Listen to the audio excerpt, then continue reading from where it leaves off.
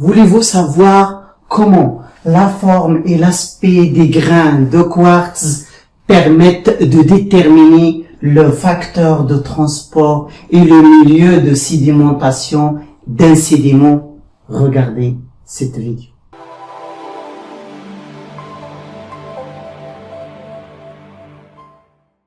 Ravi encore de vous retrouver sur chaîne SVT sur table noire. C'est quoi l'étude morphoscopique? C'est une étude des grains de quartz. Les grains qui se trouvent en abondance dans le sable par la loupe binoculaire et les classer selon la forme et l'aspect. La forme et l'aspect nous permet de déterminer le type des grains. Pourquoi on s'intéresse à la forme et l'aspect? Parce que la forme et l'aspect se modifient d'une manière très lente avec le temps.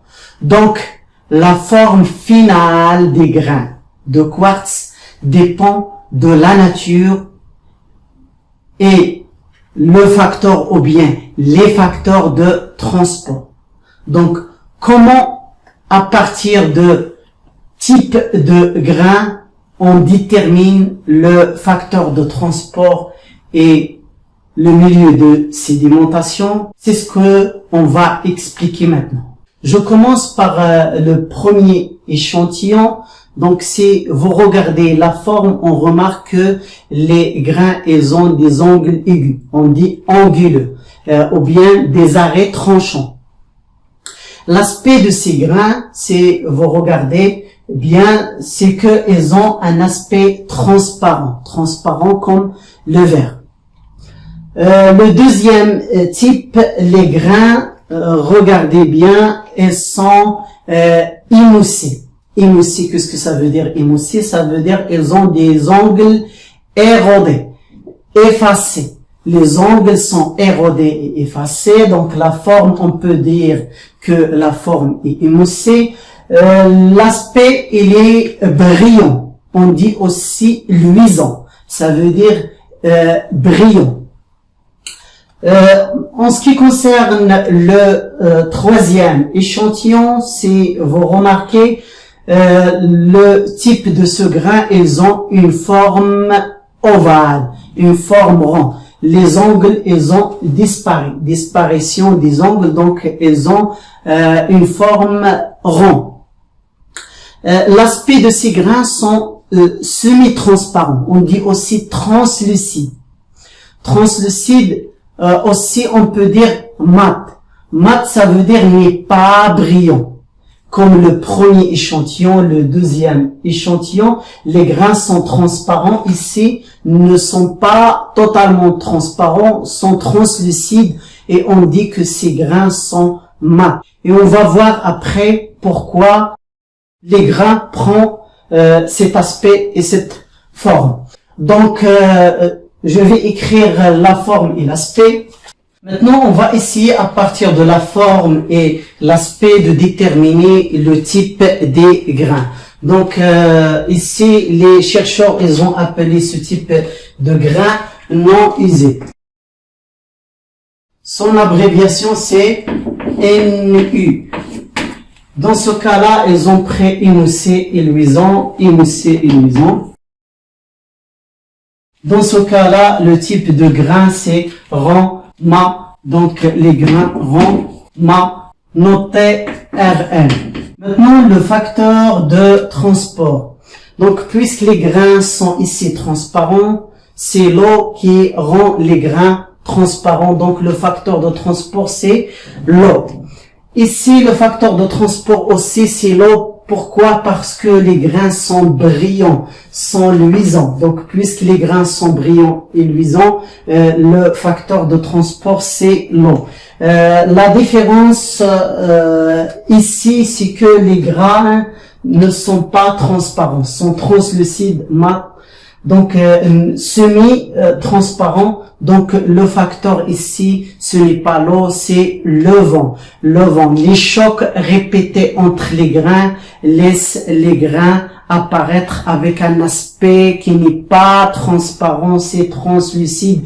La surface des grains, c'est on observe bien, on regarde comme il y a des trous, des petits trous à la surface des grains. Donc c'est le résultat des chocs répétés entre les grains dans un milieu où il y a le vent. Un milieu où il y a le vent, c'est le transport qu'on appelle éolien aussi. Donc ici l'eau. Donc on dit que le facteur de transport ici c'est l'eau, ici c'est l'eau puisque les grains sont transparents et ici luisants. Ici le facteur de transport c'est le vent. On peut dire que aussi il est éolien, s'effectue par le vent bien sûr. Maintenant le milieu de dépôt. Le milieu de dépôt ici puisque les grains n'ont pas subi une usure, donc non usés, donc n'ont pas subi un long transport, court transport. Et le transport court se trouve au niveau des fleuves. On dit que le milieu de sédimentation ou le milieu de dépôt, c'est fluviatile à courte durée. On peut observer ce type de grain aussi dans un milieu glaciaire. Le deuxième type, c'est émoussé luisant. Puisque les grains sont émoussés et luisants, ils ont subi un long transport. L'usure, ça veut dire devient émoussé, c'est par un long transport luisant brillant dans l'eau. Ce type de grains, on les trouve principalement dans le milieu littoral.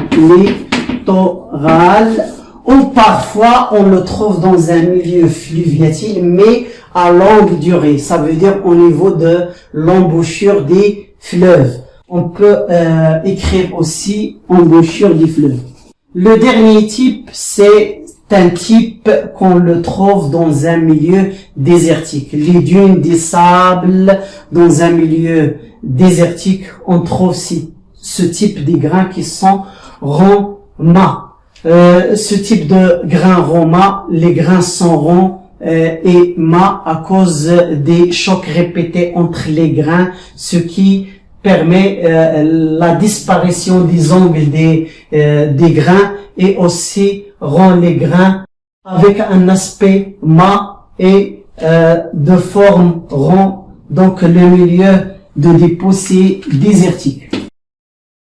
Donc maintenant le résumé de ça, c'est que si on trouve dans un échantillon qu'il y a l'abondance des grains non usés, on dit que le facteur de transport c'est l'eau et le milieu de dépôt c'est fluviatile à courte durée ou glaciaire. Si on trouve les grains émoussés, luisants en abondance, on dit que le facteur de transport c'est l'eau. C'est tel qui permet l'apparition des grains avec l'apparence luisante. Et le milieu de dépôt c'est littoral, donc ou bien l'embouchure des fleuves, ou on peut dire fluviatile à longue durée de transport bien sûr. Et le dernier type, si on trouve dans un échantillon l'abondance des grains ronds mâts, on dit que le facteur de transport c'est le vent et le milieu de dépôt c'est désertique. بالنسبة للبروفيرب ديال هذه الحصة, il y a deux choses à ne pas faire: les promesses dans la joie, les décisions dans la colère. جوج الاشياء ما ديرهمش: الوعود في حالة الفرح والقرارات في حالة الغضب. إلى حصة مقبلة إن شاء الله. Je termine par un cas particulier des grains qui sont ronds et luisants. Ces grains qui sont ronds et luisants, comment ils se forment? Ils sont ronds, donc un milieu désertique, et luisant, milieu littoral. On peut expliquer la formation des grains ronds et luisants. Ces grains sont des anciens grains ronds et mâts. Ces grains ronds mâts, ils sont transportés après vers un milieu aquatiques et deviennent des grains luisants. Donc, il y a deux facteurs de transport. Le premier facteur, c'est le vent et après, un deuxième facteur, c'est l'eau. Donc, ces grains sont un cas particulier de cette étude. Maintenant, je vous laisse. La séance prochaine, on va voir les figures sédimentaires. الحصة المقبلة غادي نحاولوا نتطرقوا للأشكال الرسوبية اللي هما les figures sédimentaires.